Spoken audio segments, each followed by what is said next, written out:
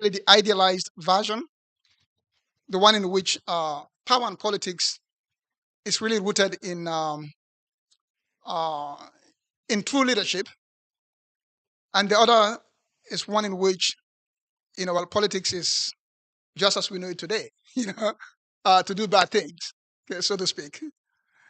But since we are here at the International Islamic University, or the Indonesian International Islamic University, I think it is also important to just mention some few things about power, especially in the Weberian sense of politics as a vocation, from the lens of the Quran. Now, I know that there are scholars here. I am not an Islamic scholar. I'm not a sheikh. Okay, but I do want to just mention some few verses from the Holy Quran. So in Surah Al-Imran, verse 11, أعوذ بالله من الشيطان الرجيم بسم الله الرحمن الرحيم. There's a verse that says, وَإِذْ قَالَ لَهُمْ لَا تُفْسِدُوا فِي الْأَرْضِ قَالُوا إِنَّا نَحْنُ مُصْلِحُونَ. And the next verse to that also goes on to say, أَلَا إِنَّهُمْ هُمُ الْمُفْسِدُونَ وَلَكِنْ لَا يَشْعُرُونَ. Now, all power belongs to Allah, but on earth, some of us exercise some control and power, and we are warned about corruption. So when we think of power in the most bad ways, we think of corruption. That is politics, the application of corruption. And by corruption, I don't just mean stealing money here and there, but actually it is doing all those kinds of things that you call fashad. Mm. And there's another verse that again from Surah Imran, verse 30. It says, Galu, that is when Allah told the angels that He was going to create a human being, the angels interjected and said, Galu, ataj'alu fiha man yufsidu fiha wa yusfihu dima. Okay, and you can find more and more those things in the Quran. Okay, so I mentioned this really just to connect that the Islamic conceptions of power in the ideal sense, and the way we also power or politics has been conceptualized in the classical Western thought, there are some overlaps. That is power in the good sense and power in the bad sense. Now, to talk of politics in modern terms, you also have to understand the state, that is the country. Okay? And for this, I refer to few models or conceptions of the state. And as a starting point, we all, we live in a world of the Westphalian state, the state that emerged through the European system and so forth. But within that, you do have what is called the national state, mostly countries or states in which there's a high national identity, very few kind of like divisions or diversities. And then as you move forward, you have what is called the post-colonial state, which most of us are highly diverse, highly, multi this, multi that. And of course, even in the Western European, in the European countries, they also actually have what I call the modern migration state that is highly diversified. And you can find some of these things, in the works of people like Charles Tilly, Mahmoud Mamdani, Roger Brubaker, Anderson, who studies Indonesia a lot, or Southeast Asia, and myself from Nigeria, and many others. So, what is a divided society? What is a divided society? Most countries are. Okay, and you have to think of it from the spectrum of racial oppression, and I use the word race here in a much more broader terms to include also even ethnicities. To different forms of multiculturalism. Okay? And too often this is, of course, within the politics of, multi-party democracy. Okay? And in the United States, I always like to refer back to the works of W.E.B. Du Bois, the first intellectuals to actually talk of race in terms of the United States as a political system. And you can go through the works of Charles Taylor, Linz and Stepan, for those in political science, Horowitz, and many other people who have dealt with these kind of issues. Okay? So, in the African context, when we talk of divided societies, again, especially sub-Saharan Africa, I think it is important to understand the context of total colonialism. That is to say, the whole of the continent colonized by outsiders, and in a sense, all the countries actually became what you can call the post-colonial state and the emergence of colonial boundaries. Okay? So this sets the picture of what is politics in a divided societies, and especially in the African context. Now, I'm going to talk about three kind of like axes of conflicts or divisions in African context, and these are ethnicity, religion, and regionalism. So, what is ethnicity? Well, again, we can look for all the textbook definitions, but simply we really refer to here to identities based on common language, cultures, uh, families, network, and so forth. Okay?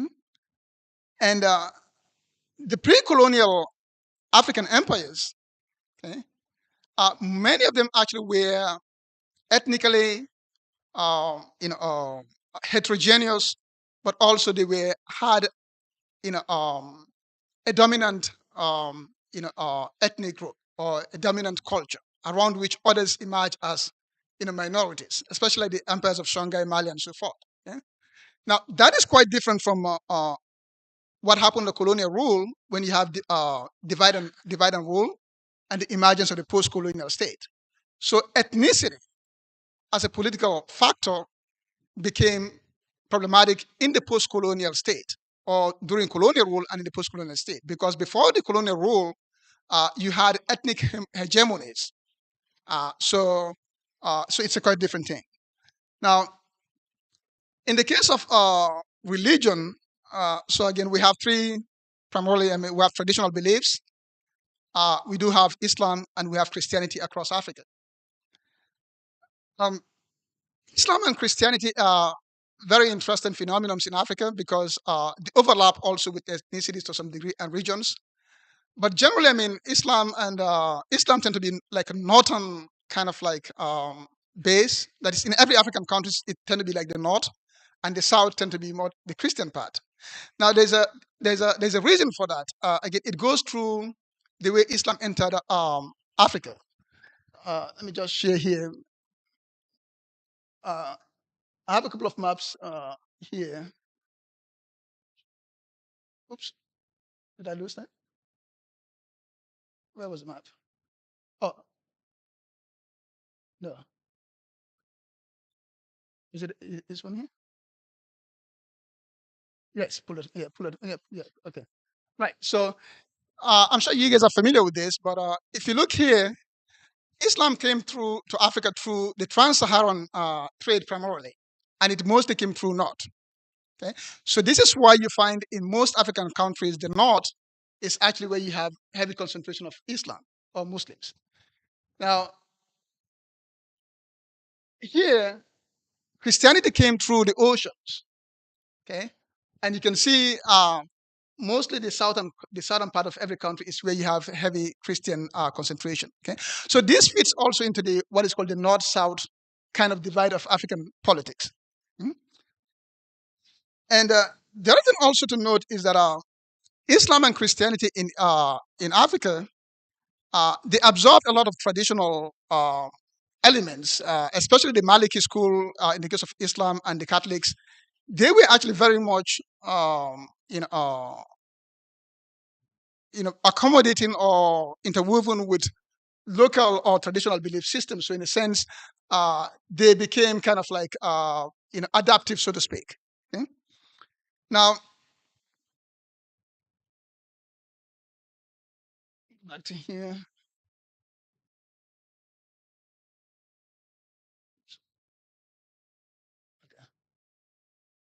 So the African politics as conflictual, okay, not just in Africa but everywhere.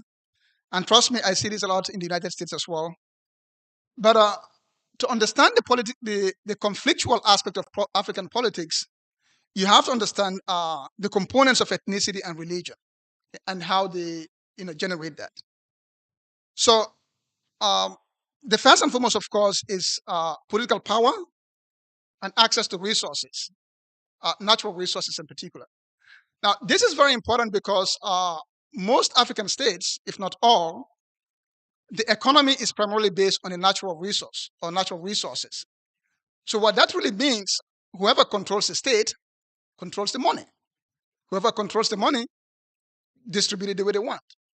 So you begin to see how politics become conflictual, in part because the lines of revenue is a single line or based on a mineral state. So control of the state becomes actually very, very critical. Okay? And this then feeds also, of course, into identity politics. When you talk of elections, elections simply becomes a question of mobilizing through ethnic identities. Okay? Uh, Collectively, what really this did is it leads to what I call in my own works state decay. It's simply the phenomenon through which the state or the country or the government increasingly becomes unable to fulfill its basic responsibilities as a country. So you have this continuous decline in the state. But keep in mind, all of that is rooted in the way politics work as a vocation, or politics tied to corruption of varying forms. Okay? Um, and you've seen this, through the emergence of one-party systems, military rule, civil wars. But all of those things are really like just a reaction to state decay. Okay? And then, of course, you have religion in African politics, and uh, there are really two. There are two aspects to religion in African politics. Okay? Uh, the one is really the good part, that is to say, the tolerance that exists, the religious tolerance that exists in African countries. And you can see that in many, many instances. And the other one is the intolerance. And the intolerance actually also is tied to two kinds of factors, which I'll talk about. But from the tolerance standpoint, Christianity, especially through Catholicism, and Islam through the Maliki and other schools, uh, for some reason, they were actually not too so to speak, orthodox in a sense. And as such, you have this emergence of tolerance, um, both at the everyday level, but also at a cultural level. So, in countries like Sierra Leone, Tanzania, and many Senegal and so forth, you find these, significant levels of religious tolerance among Christians and Muslims and so forth. Okay? Now, the intolerance part of it ties to two things. One is the politics of ethnicity, and the other one is the global factors, especially in the case of Islam, or the emergence of reactions to the state. Okay? So, and I'll get to that a little bit more. But so the next question here is, how do we manage ethnicity in African politics? And for me, the management of ethnicity in African politics really is tied to what I call the deficits of neoliberal democracy.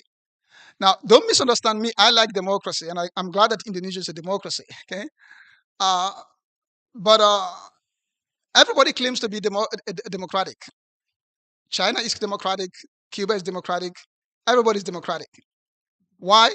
Because we have different ideas of what democracy is.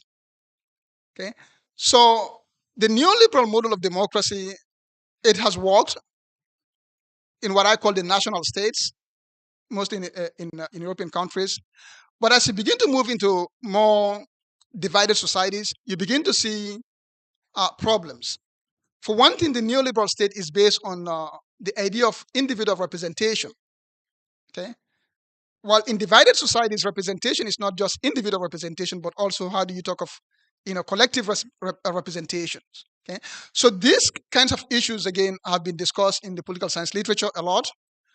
You find concepts or debates around consociationalism, things like centripetalism, civil society, nation building, and all the likes, through the works of people like Leichhardt, Horowitz, Lizan Stepan, Habermas, Andrew Rato, and many others, and so forth. Okay, but these are like well-established concepts in political science, and again, it's about how you study, democracy in a divided society.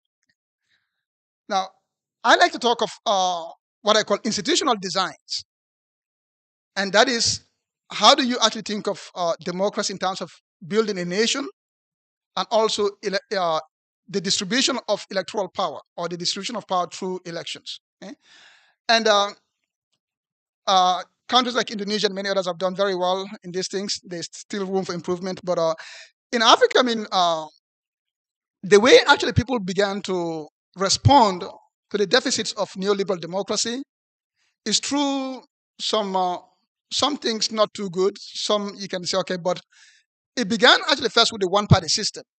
Uh, Krumah and other people began to understand actually the deficit of multi-party democracy in a neoliberal context in a divided society. Well, their solution was to have a one-party system, which was not good. But my point is simply that they understood the deficit of neoliberal democracy. Okay, in Tanzania, I mean, you had Umoja, in which they want to go actually beyond just a party, but also to build a nation. And I think it's a very important achievement. There's still room. Uh, in Nigeria and in Kenya, they have various systems of devolution, or what they call decentralization, and even electoral mechanisms to ensure that you have to win votes from different parts of the country, federal character, and so forth. All of those things are really ways to moderate the excesses of neoliberal democracy. That is to say, a winner-take-all system. If you say whoever gets 50% plus one wins and take everything, well, what about if I am never going to get 50% plus one? Okay? So, power sharing. Cote d'Ivoire is a very interesting country. I studied Cote d'Ivoire. So they had a civil war. It's about ethnic politics. It became north-south. It's tied to religion to some degree. But here's an interesting point in Ivory Coast. They fought for some time and they realized nobody's going to win. And then they made a power sharing agreement. They had peace for 4 years. Nobody was mad. And then they went and did election the old-fashioned way, neoliberal democracy. Well, nobody's going to accept the result because it's a winner-take-all, and they started fighting again. Kind of, they still don't have peace. I mean, they are still, but you can see the point I'm putting across, that is the deficits of neoliberal democracy. So I like to talk of what I call the missed opportunities. So how can you do it? And I don't have a blueprint, and I don't think anybody has, but there are some elements that we can learn from democracies that have been successful. The first and foremost is forging a nation.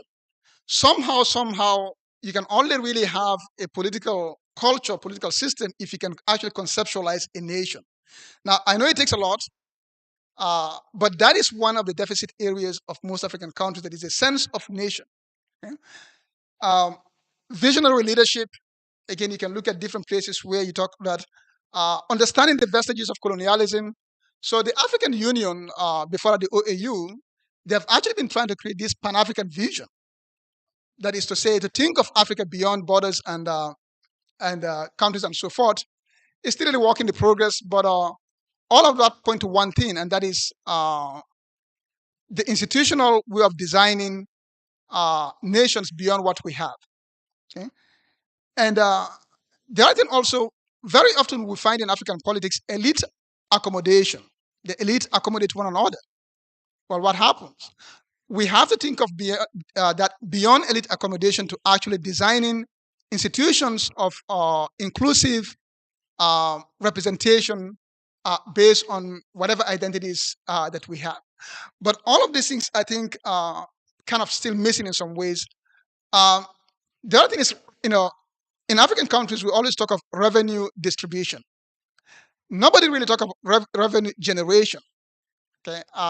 In Nigeria, for example, they have a very wonderful thing: 13% derivation, 13% of revenues from natural resources stays in the place. The other goes else. Okay, all of those things are fine, but until you actually begin to talk of revenue generation, kind of like you're still dancing around the same problem. Okay? So these are just some few things to think about there. And the last point I want to just touch on before we go into questions and answers is making religion right in African politics. Okay? As I said before, there's a good part. Tolerance is there. The other thing too is that religion in Africa has been tied to what I call social justice. And that is to say, both Christians and Muslims in Africa have actually understood that the state typically is a corrupt one, and they have been part of the resistance. It just takes different forms. So, in the case of Christians, various churches and religious leaders have been very active in pro-democracy stuff. In South Africa during apartheid, Desmond Tutu and many others, you can see them as activists in social justice issues. Okay, mostly through evangelism. Now, I don't mean to say some of them don't cause trouble. Some of them do, but we can understand religion in terms of its resistance to the corrupt state. In a similar way, also, when you hear people talk of Sharia in many African countries, another way to really think about it is that really they are talking of how to fight the corruption of the state. And Nigeria is a very good example of this. People always talk about we want Sharia, but when you really deep down, it's not necessarily just because they are really theologians or whatnot, but for them, Sharia is actually a way of fighting the corruption of the state. Okay, so for me, all of these things are actually good things. That is, we understand religion in its connection to social justice. Now, the problem is when religion gets entangled in ethnic politics, then it becomes one more divided. Okay? And in Nigeria, north south, so it gets a little much more messy. And in the case of Islam, there's another problem too, and that is the global angle to it. Okay? So for the Christians, religion is really not so much problematic in the world. Why? In large part because we live in a world in which power at the global level is dominated by countries with Christian culture. So if you want to fight social justice, you don't really have to use the name of Christianity to it. You can just do it through other ways. So in that sense, Christianity doesn't become problematic because it doesn't have to be political. I know there's a lot of exceptions in the US. We have a lot of religious, conservative, and so forth. But generally, you don't need to use the name of Christianity to fight social justice. This is different for Muslims because for Muslims, most of us are actually in countries that do not really have much power in the global system. So when we fight global injustices, typically you need a mobilizer. And very often people find religion as a mobilizer, even when actually they are not fighting for anything religious. They are fighting for political things. But it doesn't really matter because religion becomes a mobilizer. So this then puts Islam in a very delicate situation where, Muslims are really fighting, in many cases, noble causes of social justice, but by entangling it with Islam, it politicizes Islam in some ways. Okay? And this brings me to the last point about Islam in African context, and that is the global war on terror. So what has happened since 9/11, which was a terrorist attack, to be condemned, but the expansion of the war on terror across Africa has actually mixed two kinds of things: people who are fighting local injustices, who are used by terrorists, and also states that actually mix those people with terrorists. So in a sense, you find a complicated situation where in the Sahel, for example, like in northern Nigeria, Niger, Mali, Libya, and so forth, you have this complicated situation where, jihadism and local issues have actually been, fused together. And Mali is a classical case. Mali was a very peaceful, democratic country until they mixed jihadism with the war on terror there, and everything went downhill. So I just want to note this unique position of Muslims having to fight global injustices in a way that others don't have to do it, and how Islam becomes entangled in that. So the questions that I really have is: can we decolonize without actually resorting to Islam as a tool for that? How do we think of private sphere Islam? Can we actually think of Islam in the private sphere as a private sphere matter without actually it being politicized? Can Muslims actually engage in secular forms of social justice? Okay, so I think for me these are like the terrains, but I'll stop here, and I'm happy to really hear a lot from Indonesia. And then if you talk about Indonesia, I will talk a lot about Sierra Leone, Mali, Nigeria, Guinea, Kenya, and so forth. Thank you very much. Thank you. Thank you, Dr. Ba.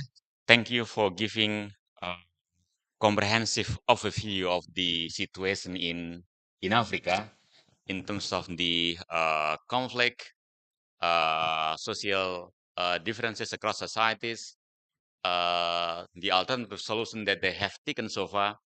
And I believe the stories of Africa echo many similar stories that you might have in your nation, whether in Asia, in Central Asia, in Southeast Asia, South Asia, and even in Indonesia. Then the key problem is how to solve, how to deal with our social and political differences in society. That's, I think, the key question that we would like to discuss today. So far, we have learned from, say, modern Western society, if we might call it. Neoliberal democracy somehow is a solution, which is rooted in the way Western society has been civilizing from, let's say, several centuries ago. And as you know from the works of people like Tilly and others, the way they have gone through this civilizing process is somehow conflict, coercion, and forces have been played a big role. That European societies have undergone many wars, many conflict, and which have significant consequences. At individual level, this civilizing process involves some discipline to individual. That individual know they have to see, okay, I have to live with other. I have to give up, say, what I can do if I would like to receive from others. At, at the societal level, the conflict had shaped how the state was developed in Europe. So if you read from Charles Tilly, war makes state and state make war, that actually the war has strengthened the state in Europe. If you read the Chinese history, somehow the warring situation of Chinese dynasties has shaped how they develop into strong dynasty, and that it is what made China. Well, in other societies, Africa, Southeast Asia, and etc., somehow, okay, we had war, but somehow we haven't undergone such a big war because what we had is colonial states came to us and did many things. So we don't know exactly whether if we undergone the war like in Europe, we become better or no. But what we have seen is there are many solutions, right?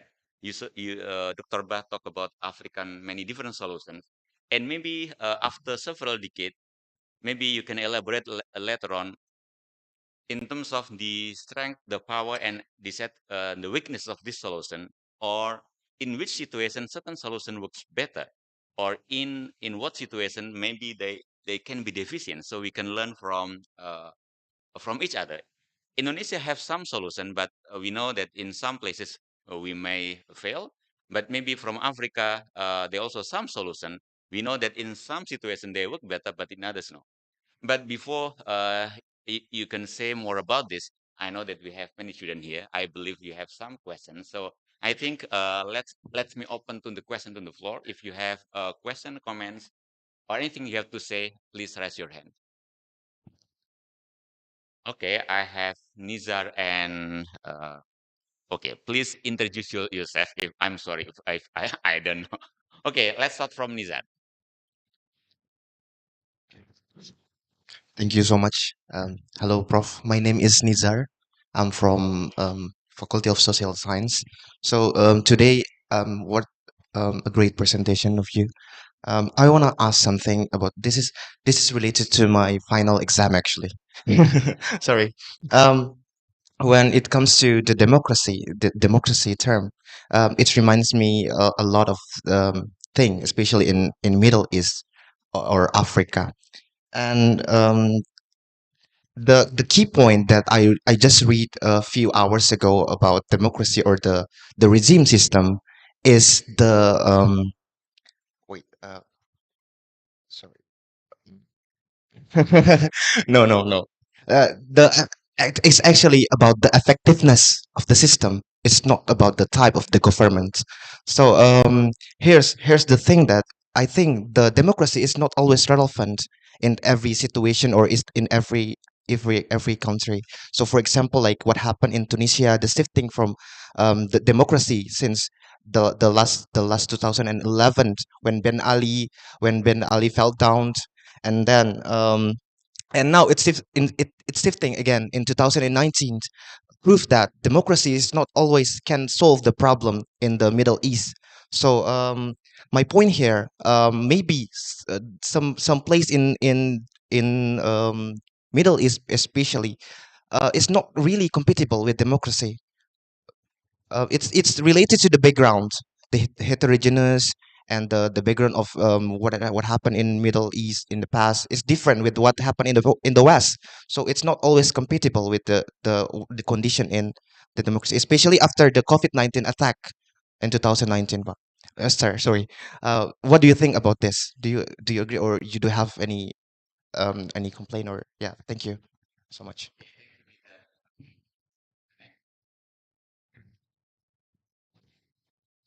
My name is Mansour Muhammad. I'm from the Faculty of Economics and Business. Although I'm not a student of politics, but sir, I look at the division in Africa in terms of religion and ethnicity as having a strong relationship with colonial administration. When the white men came to Africa, they scrambled the Africa, they divided it, and each of them took its own colonies. The essence there is not to unify the people, but to unify the administration for conveniency. For example, in 1914, there was amalgamation of Southern Protectorate and Northern Protectorate in Nigeria. The person that was brought to do the work is from India, having administered indirect rule there, and it was successful. He was brought to Nigeria to amalgamate these colonies for administrative conveniences. Then, in pre-colonial Nigeria, we have a well-established system, most especially in the northern part of the country. You discover that through Sharia system, there is administration of justice, there is a trade system, there is a very well-organized society. But it seems as this colonialism and democracy has done more worse than good to African societies. Let me give another example. There was a saying that there is this center and periphery relationship between African and their former colonies. So that relationship is still there till present. You cannot do anything without the consent of your colonies, colonial masters. Till present, that one is still there. Another example is if you fight your colonies, then it is coming back to you. A good example is Libya. He go against them and they come back to him with full force. What is currently happening in Rwanda is another example.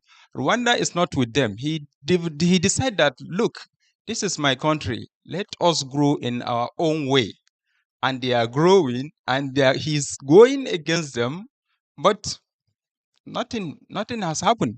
So once you have that relationship with them, then they will use many things to divide you. In another form, they will sponsor some terrorists within your land, and you won't have peace. By so doing, they are tapping your resources behind the door. So all these things, what can you say? What can you talk about all this, intrinsic dynamism in politics that is ruining the African countries? Thank you very much.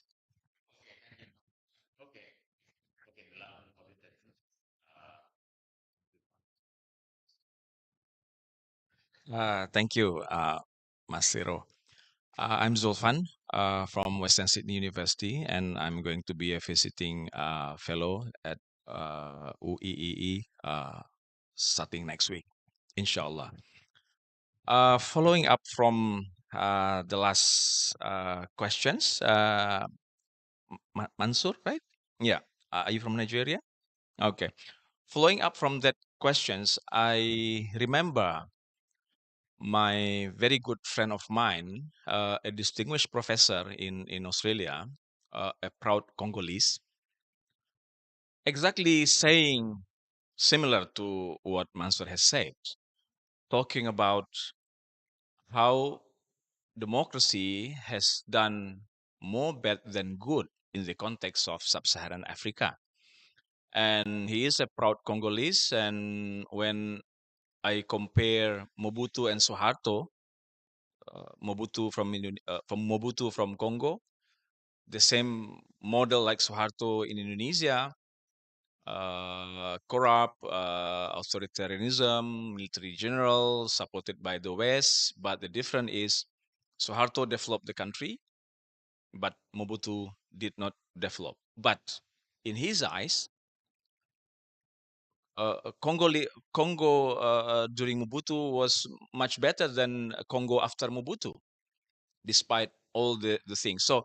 So he's not political scientist, of course, not sociologist. Um, his field is public health, but he understands Africa better than us who read Africa only from distance.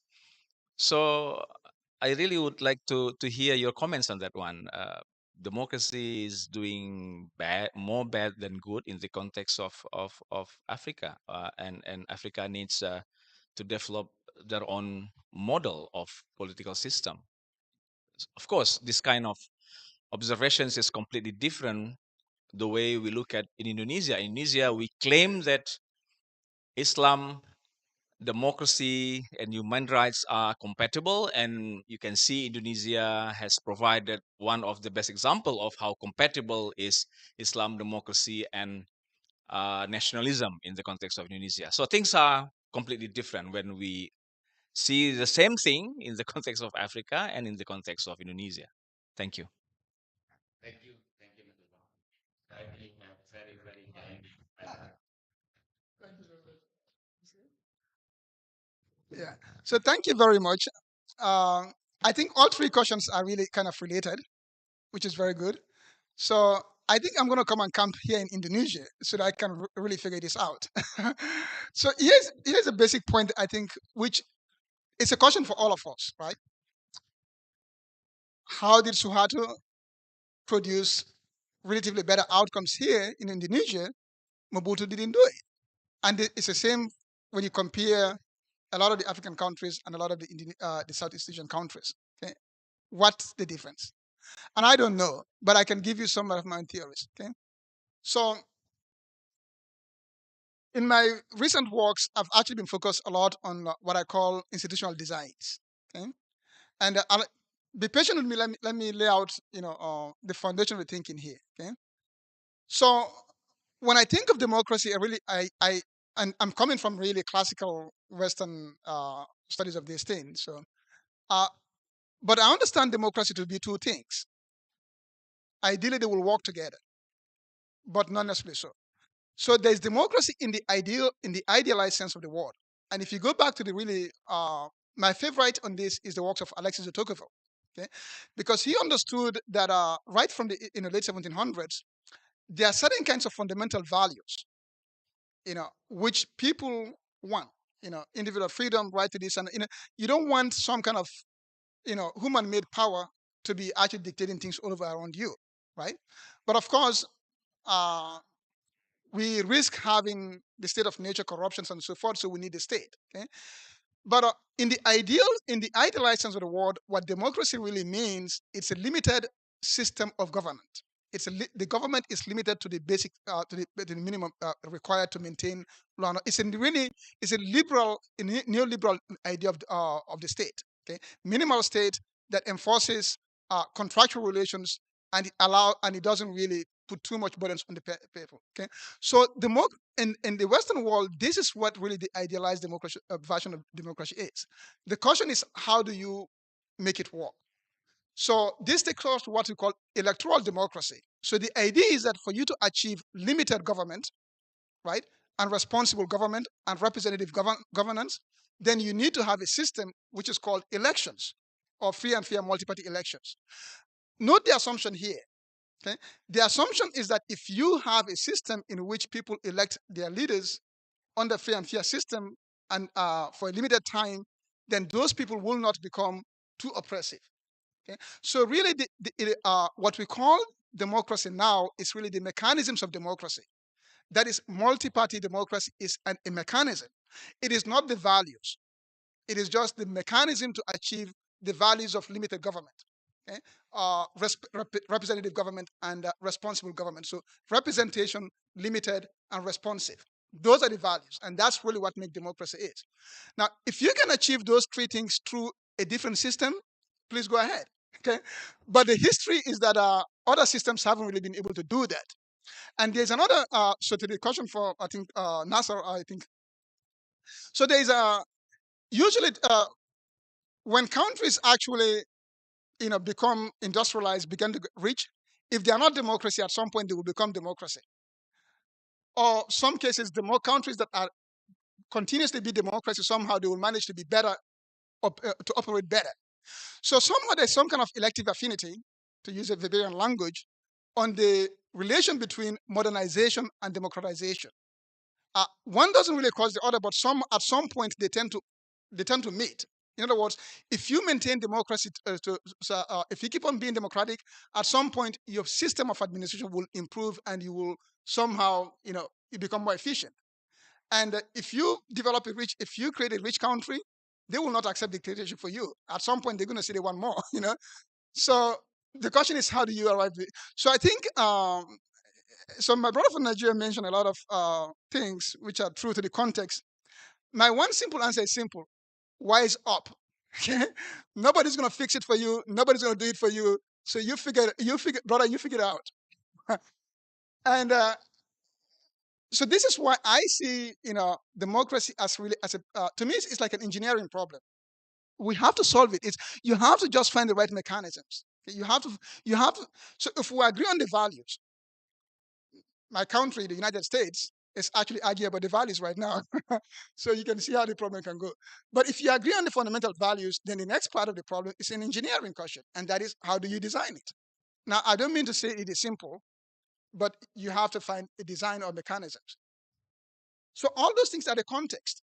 You cannot redo your boundaries. In Africa, for example, the OAU decided long ago that it is more trouble to actually redo the boundaries than to try to keep them. So they keep the boundaries. What some of the visionary African leaders were thinking is that at some point they will have one African state, and then the boundaries will not matter. So you have bigger problems. But what I want to emphasize is that they were trying to rethink of how to do it. Okay?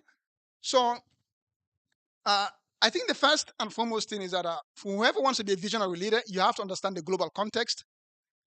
You have to work with the West smartly. You have to work with them smartly.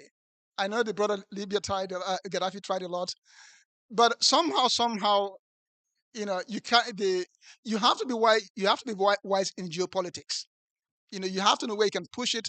You have to know where you have leverage and you don't have leverage, and you cannot accomplish everything in one day. So a lot of those things that you mentioned between us and them, I think this is where understanding geopolitics, placing your cards well, long-term solutions as opposed to short-term matters. Okay? Now, beyond that, some institutional things, and it really. So when I talk to African policy people, to me, what I really find, so what I think happened in Indonesia again, I may be wrong, okay, but the comparisons always between the Southeast Asian countries and the African countries, most of the indicators are the same, especially when you go to 1945, they are very similar. But here is one thing that I think Southeast Asian countries have done, African countries haven't done. They have created a sense of nation. Again, I'm a novice on this. I'm not really that. But if you to ask how strong is national identity in Indonesia, in Malaysia, and you compare that to any African country, you will see significant difference. Having a common language, I don't mean like lingua franca that people talk on the street. I mean something that is written, that is institutional, and so forth. So the way the Europeans made the nation state, as my colleague Cyril was mentioning, Really, it was through state making, and state making was actually an engineering process. The French, and all but they created this sense of nation. I don't know if you can replicate these things today, but you have to create a sense of national identity. So here in Indonesia, having a Muslim majority helps a lot. And I know I understand there's an Indonesian version of Islam, or I guess there's a unique understanding of Islam here. But you can begin to see there's a sense of nation when you put that Islam, you put the construction of the Indonesian language, you put some other things here and there. You begin to sense a sense of nationhood, which I think most African countries didn't do. Uh, Tanzania did tried a lot. And by the way, Tanzania is a much more successful African country politically than most other African countries. I know everybody tend to think of Tanzania as, but politically they are much more stable compared to most African countries. Okay, and there's a reason why. Umoja actually went a long way in Tanzania. They have a far much more stronger sense of who they are as a people. So that's one element that is forging this sense of nationhood in a way. The other thing also, I think, so African countries really haven't really been very, very creative in the way we think of the state. I have a lot of respect for Nigeria, and I think they have done a lot. Dividing the country, federalism, and so on and so forth. All of those things to me are very, creative things. But sometimes, and I know my Nigerian colleagues, some of them agree with me that many of those institutional designs, they were actually made not so much with good intent to really, but actually as a way to hold on to power. So in a sense, it become corrupted again. But I think what the African uh, states actually need to do is to really think of how do you institutionalize group representation? How do you make sure or have a system when, the leadership somewhat is reflective of the population in an institutional way, not just having some kind of president that goes and say you come here, and I don't mean that, but I mean institutional designs. Okay? So um, and I mentioned Ivory Coast specifically because when they had the war, they had an agreement, the Ouagadougou Peace Agreement, in which they divided power, between the North and the South, and it worked. But they threw that away and went to regular elections. So I think these are just some various components. I think to summarize it, I think uh, so. Think of like there's two parts here. Okay, good governance part. Uh, liberal, free society. Okay, if you're able to really do both of them, that's fine. If you cannot really do both and you do one very well, at some point the other one will catch up. The problem is that if you are doing neither one of them good, that is, you are oppressive and you are not delivering economic and social goods. And at that point, then you'll be in problem. But if you do either one of those two, at some point they will match up. Okay, because the histories of all countries that have actually developed, progress, at some point economic development facilitates democracy or vice versa. Okay, so anyway, I'll leave it here, but hopefully we can have more. Okay, thank you, Dr. Ba. So what I understand from your answers is, if I take from Indonesian nice, okay, this is from, and I think the majority of Indonesian will say this, that democracy is the best for this country. We cannot imagine if we go back to, let's say, 30 years ago. I think most of Indonesia uh, cannot imagine that, to live back in that period. Okay, we might ask the question about democracy, but I think the question is not about to go back to the previous period, but in the language of Dr. Bais, it's about the engineering of the order, or maybe we can say, and I think the democratic theorists will say, okay, it's about the variety of democracy. There can be varieties of democracy or varieties of democratic transitions, and each of them will have different consequences to the politics and economic development society. The question is, what variety works better and under what situation? I think that's the question that need answer for all of us.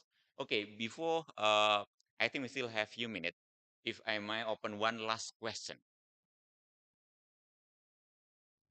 This is difficult. I have two hands from Pak Safi and Pak Pak Philip, and I think other have. I think the best choice is to give the student. So I'm sorry, Pak Philip and Pak Safi. So the last question, please introduce yourself. Thank you. From Nigeria. Okay. Thank you for your wonderful presentation, Prof. It's really educative. And my name is Muhammad Nasir. I'm from Nigeria. Today, one of the most important problems that African countries face at large is the entanglement of ethnocultural conflicts in their pursuit of democratic states or their pursuit of democratic system. You have talked about how to curtail that entanglement of ethnocultural ethnicity in politics. For example, in the state of Nigeria, is this a suggestion that private sphere of Islam should be a sector that is kind of a private, away from the state institutionalized system? But then that happened in Nigeria, but it didn't work well. And even the secular forms of social justice are separated from the state, but it didn't work well. So, in a brief description, what will you suggest? What will you suggest that at least will curtail or relinquish the entanglement of ethno-religious, or in a more formal way, identical identity politics in Nigeria? Thank you. Okay, thank you. I think if you agree with me, we may extend, let's say, 10 minutes. So let me give the opportunity to Pak Safi and Pak Philip. Please be brief so we can, Dr. Bah can answer your question. Thank you.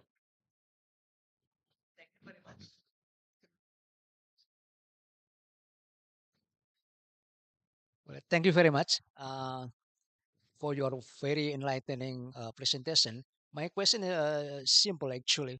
You just mentioned in your presentation that the rise of identity politics during the general election in Africa is quite common.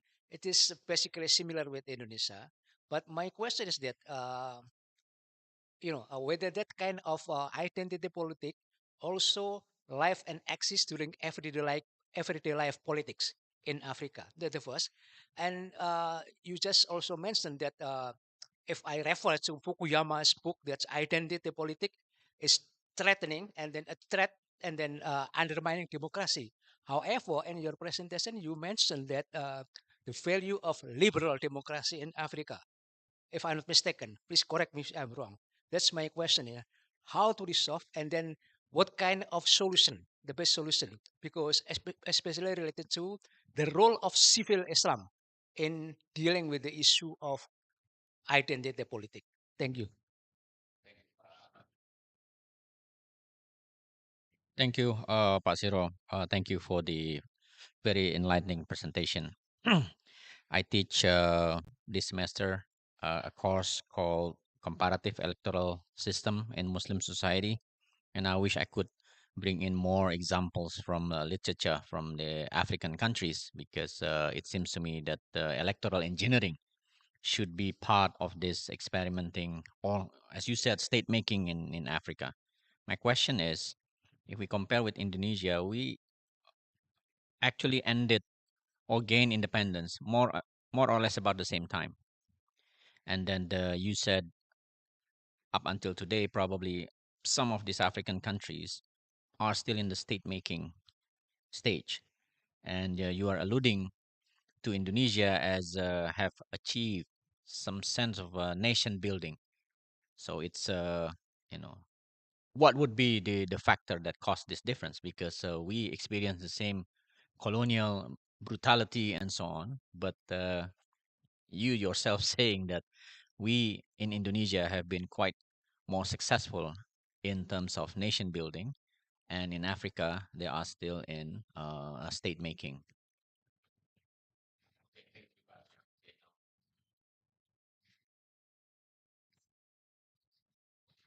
Yes, so definitely that's exactly the point that is I was making now. I don't mean to say everything in Indonesia is wonderful, but I think if you're looking for the one single difference possible, it's that. And the other thing also is what I mentioned before, that is, so the African context is a total colonialism. What I mean, everywhere, so your neighbors, your next door, you're all the same, so it's even magnifies the problem more. But I think yes, if we're looking for the differentiation markers, I think that. To the question here, I think so. This is a little bit difficult to explain. Because the terminology is different. So liberal democracy, neoliberal democracy. Okay, I mentioned it briefly, but so in the contemporary times, when I say neoliberal democracy in Africa, what I mean is the the multi-party electoral system that has actually been designed around that. Is democracy simply means having multi-party elections and so forth. Liberal democracy actually in the classical sense of the word really refers to, if you really go back to Habermas, I mean, for those who are familiar with those works, but it really is the idealized version of democracy, when democracy is the limited state that actually rests on active citizenry. So in Africa, we do not have liberal democracy. We have what you can call neoliberal democracy. The West is actually losing liberal democracy. So when you mention Fukuyama, precisely that's the point. Liberal democracy is actually being lost because, in a sense, the idealized idea of the limited state, enhanced citizen and all is being there. So a little bit technical, but I just want to make those distinctions there. Um, so if you're an engineer, you will never give up to a problem. Okay. And, as a social engineer, I mean, Auguste Comte actually defines sociology as in that sense. Okay, so I don't want to give up on any country in this world in that. So I talked to some colleagues in Sweden. So in the Scandinavian countries, they had one interesting point experience, and that is they used to. I think up to now they used to have some parties that will keep on winning all the times. Like they will be there like many like for a very long time. So what's the difference? So in the Scandinavian context, one of the things that they saw is that ideology, okay, political ideology isn't a permanent marker of somebody. In other words, today you can be progressive, tomorrow you can, and in a sense, so the citizen uh, is never a permanent loser because at some point you can actually be here or here. The problem of identity politics in Africa as it is, it's a winner-take-all system, and also if you're in one group, it means you'll be there forever. So in Nigeria, again to my colleagues in Nigeria, there, Nnamdi Azikiwe said this long ago. Somewhere in the 1950s, they had some population census in Nigeria. You know that if the population census come and you say you're a minority, you will lose forever. But because you talk of a permanent your position, you're a permanent loser or a permanent winner. And democracy doesn't work like that. Democracy means that you have to alternate. You lose today, tomorrow you will win. And like that. If you're always going to lose, you will not accept the election results. So when people don't accept election results in Africa or they try to cheat, it's not because they are stupid. They know their interest. Why would you want to accept an electoral system in which you know that you will never win? Why would you want to accept that? No, you wouldn't. So the way to avoid that is to go back and do institutional designs in a way that actually you do not have winner-take-all situations. Once you have a winner-take-all situation, you have a demographics that defines people as permanent minority, permanent majority. Everybody vote ethnicity, then it's going to be fine. Last point here: election is about love. Okay, voting is about people. People vote for the people that they like, and you like the people who are like you. In the US or everywhere else, the driving factor of most elections is actually who you like. It's not economic rationality and whatnot. Sometimes people do, but generally it's who you like. And you like the people like you. Barack Obama won, I don't know, 90-something% of black votes and whatnot. Well, you think about you think about that. George Bush managed to win elections in the US because he made people actually affinity. So when African politicians go to campaign, they will tell you that their son and their brother has come, and that means a lot. So it's about identity is a very strong thing. I don't think you can take it away from human beings. So you have to work with it. Uh, we have to avoid winner take all situations. It doesn't work with democracy. Okay, so I think that's a lesson. If you go back to the United States, Did it make it? I'm not talking U.S. today, but the U.S. electoral democracy system is a perfect example of this because it was designed not to be a liberal democracy in a sense. You do not win by winning the popular vote. You do not, there's a strong minority protections. All of those things about, electoral college, those things about, the federal system, those things about, the two chamber. All of those things were actually designed to moderate excessive winner take all situations, and it worked for some time because back then the divide in the U.S. was actually about states. You know, black people were very few, so it worked very well. The problem now today is because the demographic has changed, but the principles of, I guess, checks and balances somehow is based on a different kind of like, attribute. So that's why we tend to have these kind of problems a little bit. But I encourage people really to go back to the classical root of the American democracy because it wasn't a liberal democracy in that sense. Okay, thank you. Okay, thank you, Dr. Ba. Thank you very much for your inspiring talk and answers. And I believe that you have covered so many things, which makes very difficult for me to summarize. But if I might take a big takeaway points, that there are varieties of democracy. At least we know liberal democracies. And now you introduce neoliberal democracies. We also know something like illiberal democracies. But these are ideal types. As ideal types, there can be varieties within each type. And to make it more complex, the path taken by each country can be different depending on the previous political, economic, and social situation. In a way that there are many paths and there are many situations taken by country in order to make a democracy as a social engineering order. That's why it becomes messy and somehow very difficult. The question is how to take the best path, how to make the best engineering process. I think that's the big question for all of us. So once again, thank you very much. And one thing that I would like to remind you that Dr. Ba has written a lot about conflict, peace, so not only about democracy. His first book entitled Breakdown and Reconstitution, Democracy, the Nation State at Ethnicity in Nigeria. It was 2005, right? And his most recent monograph entitled International Security and Peace Building, Africa, the Middle East, and Europe. It's the last few years. So if you have some question about not only about democracy, but also security and peace building, you can send your email to his address. I think he will be happy to answer you. Once again, thank you very much, Dr. Ba.